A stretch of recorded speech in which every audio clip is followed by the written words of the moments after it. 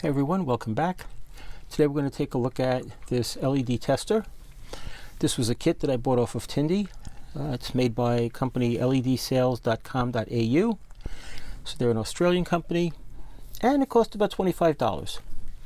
The kit had a circuit board, top and bottom panel, and if we look inside, I'm not going to take it all apart, but really it's just a bunch of current limiting resistors hooked up to a 9-volt battery, and there's a little LED voltage meter that can show us the forward voltage of the LEDs. If we look across the top, we can see that there's setting pins for 1 milliamp, 2 milliamps, 5, 10, 20, 25, and 40 milliamps. So you can just push an LED into there. 10 milliamp, 20 milliamp ranges, you can test more than one LED at a time. It will also test multicolor LEDs, so it'll test 1, 2, and 3 color LEDs. That pin's common, and there's pin for the first, second, and third LED, and you can select between common anode and common cathode, and turn the testing voltage on for those. It'll test something called a superflux. I'm not sure what that is, but it does say RGB underneath, so I'm guessing that's another arrangement for a 3-color LED. And then there's a section over here with 3 sets of pins for single color that will let you read the forward voltage on the LED. It has a test button, and when you test it, LED lights up to tell you that it's testing. You can also turn it on, so it's continually on, and you can turn the voltmeter on. And that's it. It's pretty simple. So let's let's test a few LEDs. Let's see what it does. So first one I have some LEDs I've pulled out of old equipment. I've got this one. It's a little tiny one. Let me see here. So we're gonna let's start this with 5 milliamps. Nope. Let's put it in the other way, and we can see it lights up. And it's a very small pinpoint LED. Let's try it with 1 milliamp. And 1 milliamp lights it, but it's kind of dim. So is 2. So 5 seems to be a reasonable low end. And 10 looks pretty good. So if we turn the voltmeter on and plug this in here, we can see this has a forward voltage of 2.02 volts. And so it's pretty easy to use. This is a blue LED that I pulled from something ages ago.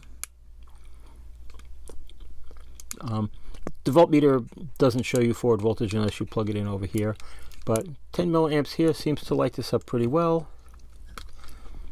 And if we check, this has got 3.05 volts for a forward voltage. And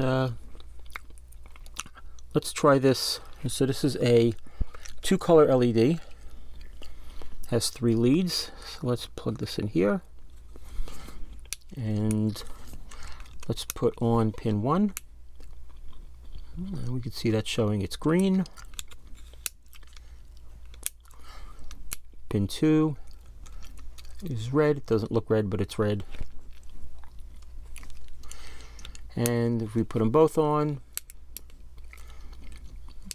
you can see it's the red and green, and the light looks kind of yellow.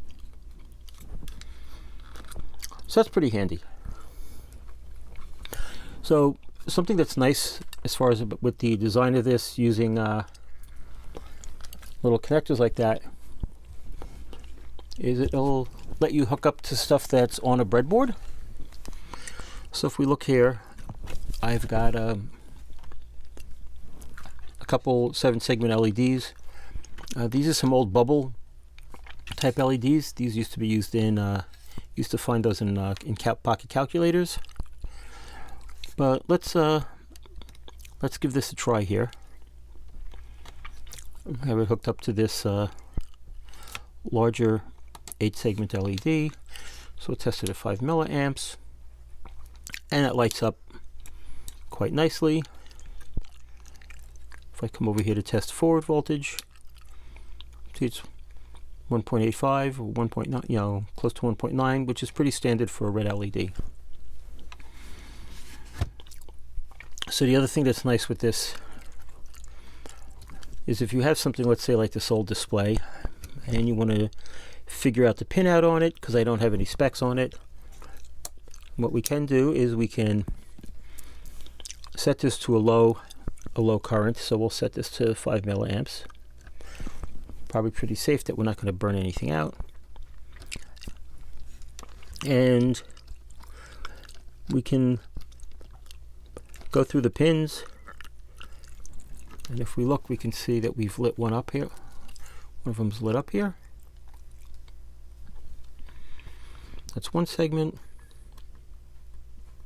There's another different segment. Let me lift this up here so it's easier to see them.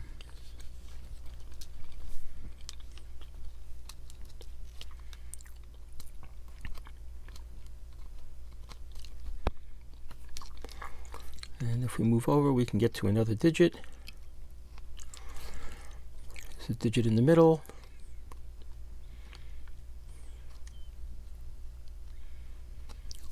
And there's the digit on the end. And just like before, if we come in here, put the voltmeter on, and we can see that these are 1.57, 1.6 volts per segment. So that's pretty cool. And since we've got the bubble display here, let me just show you. Let's see, I think it was this, and if I do this,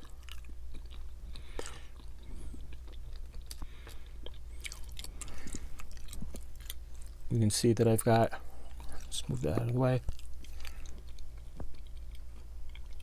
all 7 segments of each display lit up.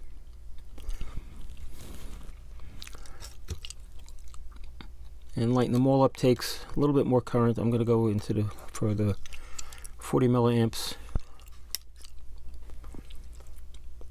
And as you can see, it can drive them just fine. So if you've got an LED display and you want to figure out the pinouts and you want to be safe about it, like I said, you can come all the way down here with something like 5 milliamps.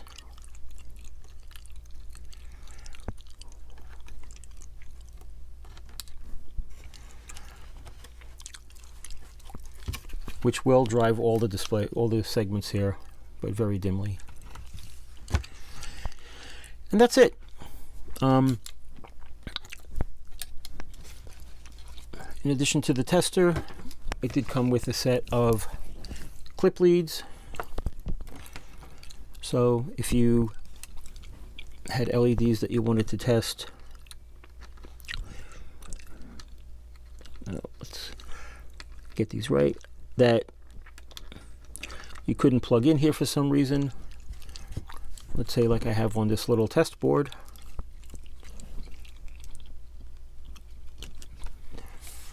Let's put the voltmeter on,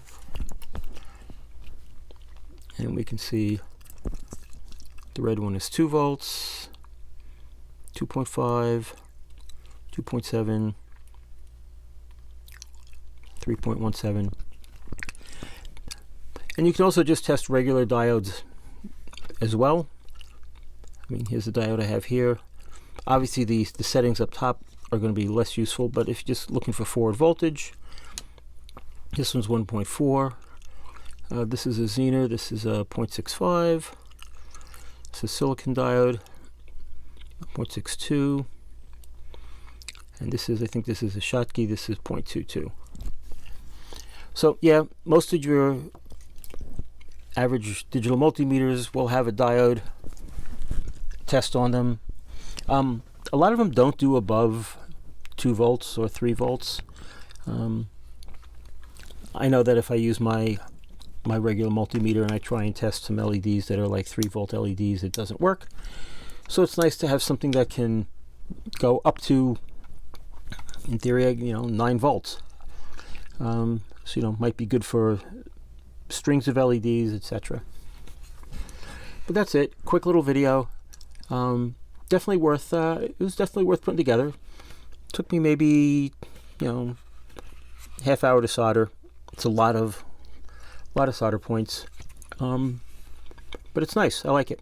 It'd be a nice little addition to the bench. I'll definitely make use of it. And so go over to Tindie. Just look for LED tester, and you will find it listed there.